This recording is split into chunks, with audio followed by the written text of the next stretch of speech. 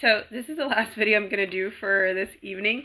I'm just going to clarify because in the last video I was giving a little bit of history of what had been going on these past 13 years in relationship to like my kids and my daughter's father. Okay, and that's all like one aspect of how the Matrix was keeping me distracted.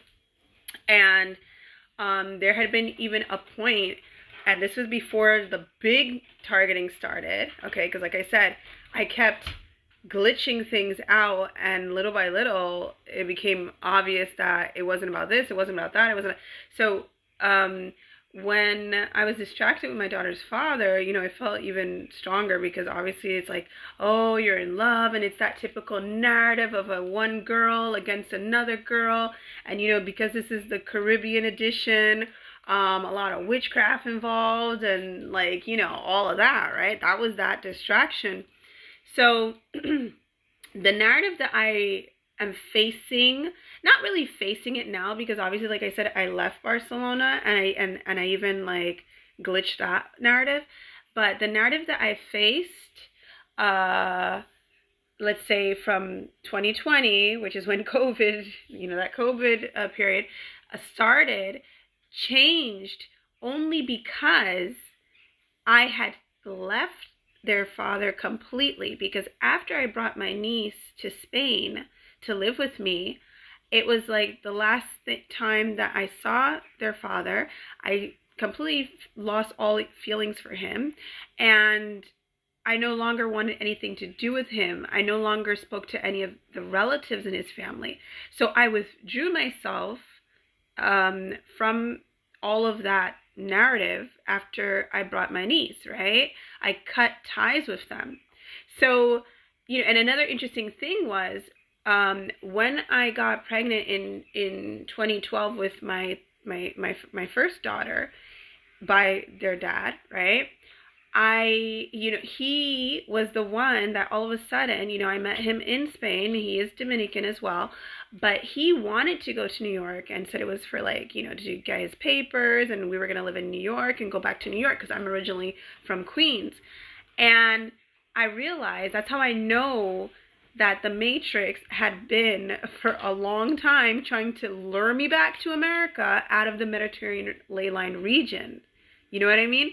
So it was really interesting. So after I cut off everything with him, with his family, with that whole, you know, storyline, that whole, you know, romantic drama film, all right, in the Truman Show, was when I guess the Matrix didn't know what to do. And since I lived in that lower socioeconomic and heavily, you know, I guess Islamic neighborhood in Barcelona, they changed the narrative to me just being a snitch in the neighborhood and all of these other things, and that was what perpetuated for some time.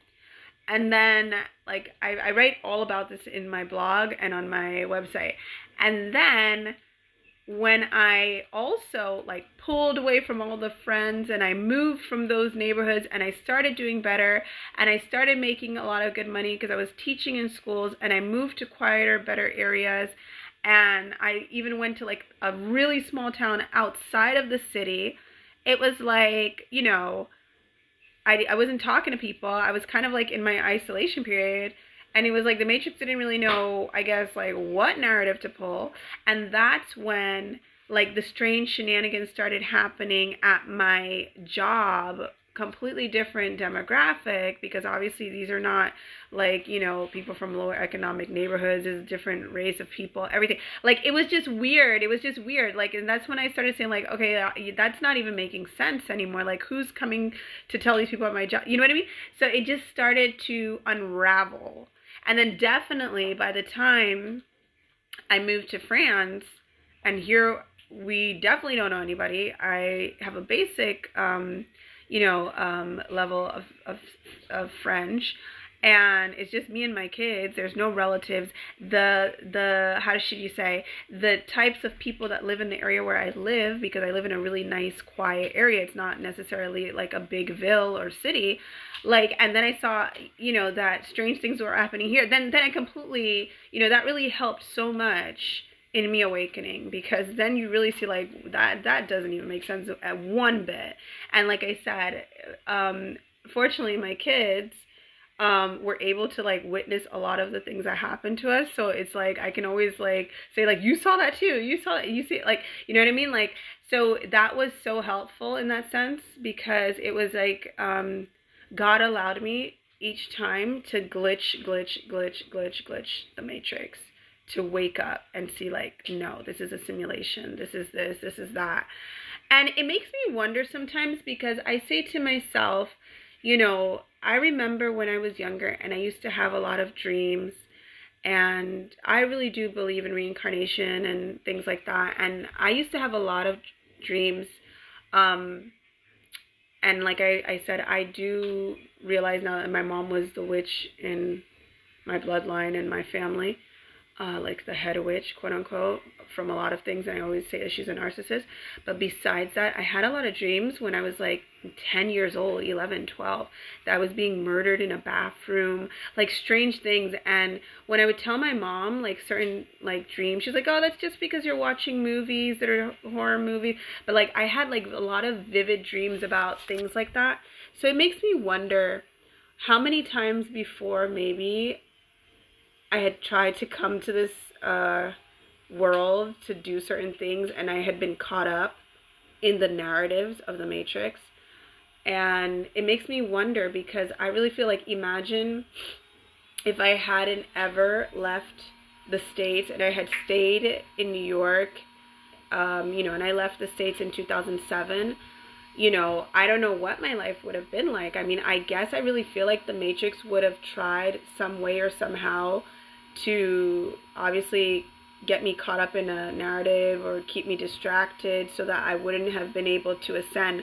But I really do feel that, again, like I've said this many times in many videos, maybe it's like a broken record, that the reason I was able to really wake up was because I wasn't so heavily distracted. And I think if I had stayed in New York, which is a very dense city energetically, and it's always something going on in New York, and you're always in survival mode, and there's a lot of different psyopses and things going on, I don't think I would have been able to see it, you know what I mean? So I'm really fortunate in every way how in this lifetime everything played out.